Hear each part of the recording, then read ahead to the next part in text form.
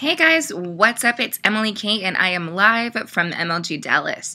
I'm going to be bringing you guys a lot of stuff this weekend. Starting tomorrow, I'm going to be doing like some venue, I don't want to call it like a tour because I'm sure you guys have already seen it by now. But some behind the scenes footage with a bunch of the teams. Probably not going to do so many interviews this time just because like everybody's doing interviews.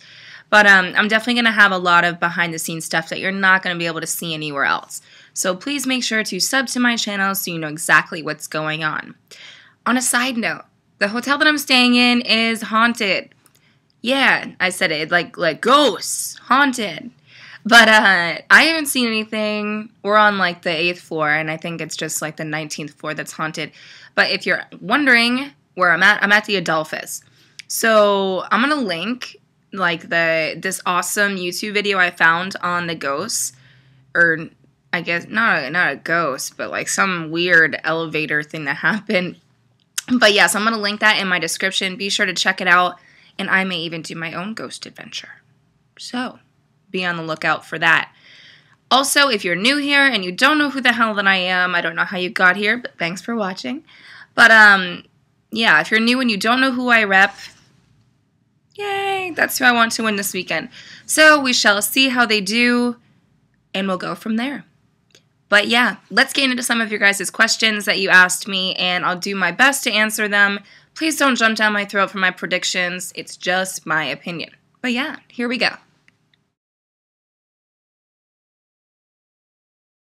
How did I get into competitive gaming? Well, back in the day, I used to play Duck Hunt competitively. You guys are probably laughing, but I'm serious. Like, me and my brother used to go at it. 007, original Nintendo. I've been playing video games for years. If you don't know how old I am, I'm 25. I'm old, an older gamer, but that's okay. Yeah, no, I didn't really get into like competitive until about like COD 4 times, except I did not come from Call of Duty. I came from Rainbow. So originally, I am a Rainbow girl at heart, not Call of Duty. But as you can see, my loyalty lies in COD. But yeah, that's exactly how I got into competitive gaming. Will I ever compete? No. I do not play well under pressure at all. I hate being the last one alive, and I know I'm bitching. But I will probably never compete. I can't put the time in. No. It's just not for me. I love watching, coaching, doing media, all that stuff. I love playing. I just can't play on that level. My team would hate me. So, no, I will never be competing at MLG or UMG or any other event like that.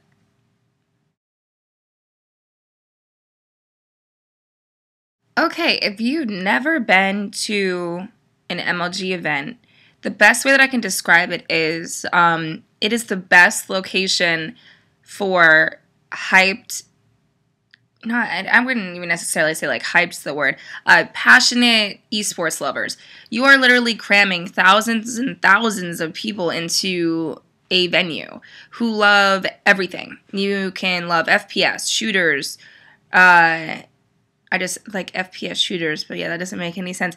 Anyways, you can love FPS, fighting games, PC games. All of us share the love for competitive gaming. So the aura that I can talk about is unlike any other. I can't experience it. We get loud, we get hyped, and then you leave and you want to come right back. Like, it's so exciting to be here. It's definitely not like watching from home.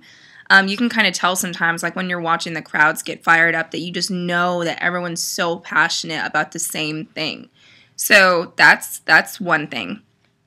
Other than that, I mean, there's a lot of people who don't shower, and I talk about this, I think I did it in my last video. Please, for the love of God, if you come here, shower, because it's so bad. Like, halfway through the day, like, some of y'all be smelling bad. And I don't mind BO, and you don't mind a bunch of little kids running around, and you're passionate about esports, you have to make it out to an MLG event this year. The next one is in Anaheim in June, so be sure to check it out. I promise you, you would regret it if you don't come.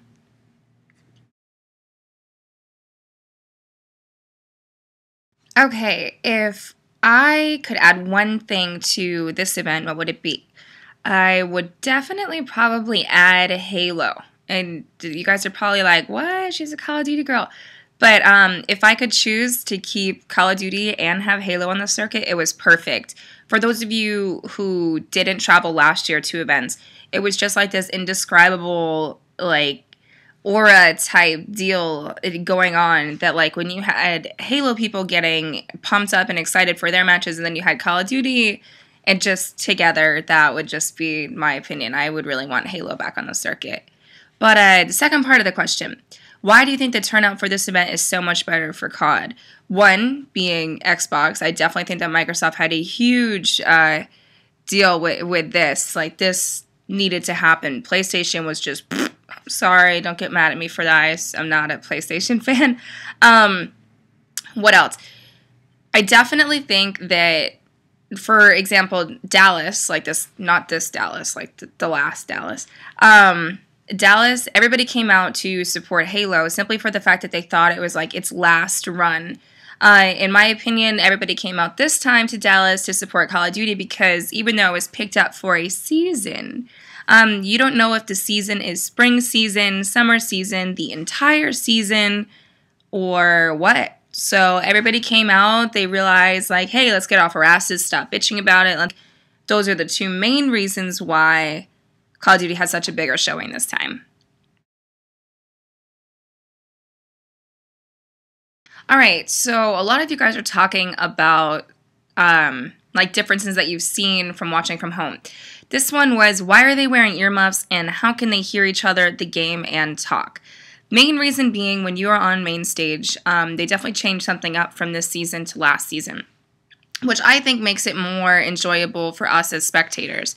But sorry, my phone just vibrated. But yeah, so what happens now is you'll see players wearing earbuds underneath their headsets on main stage. The reason why they do that is because last season in 2011, when they were playing S&D, they couldn't commentate, like, so you guys can hear it at home, but we can't hear it here at the venue because the players would be able to hear.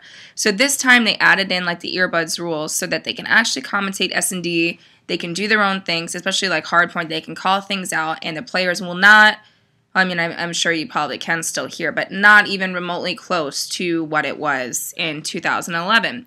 So it makes it a little bit harder to hear with your teammates and your team, but it's worth it in the end. It's like, you don't want to be hearing where your team is, and then you lose a round of S&D. So hopefully that clears that up.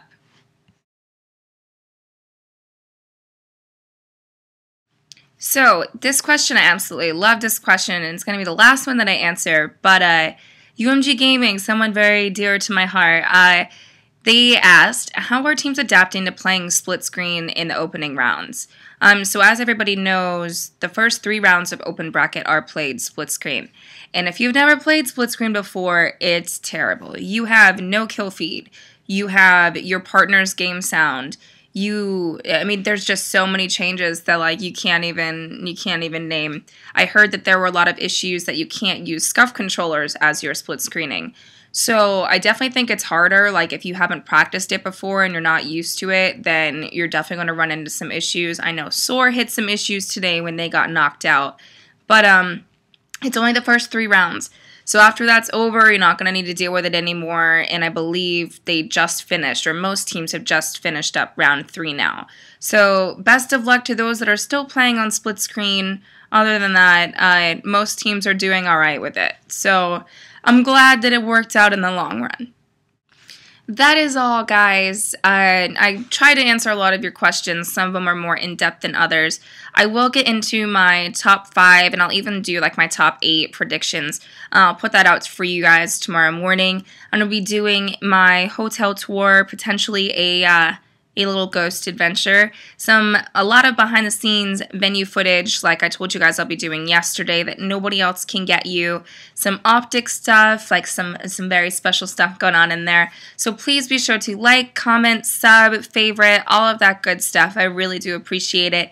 And until then, thanks for watching, and I'll see you next time.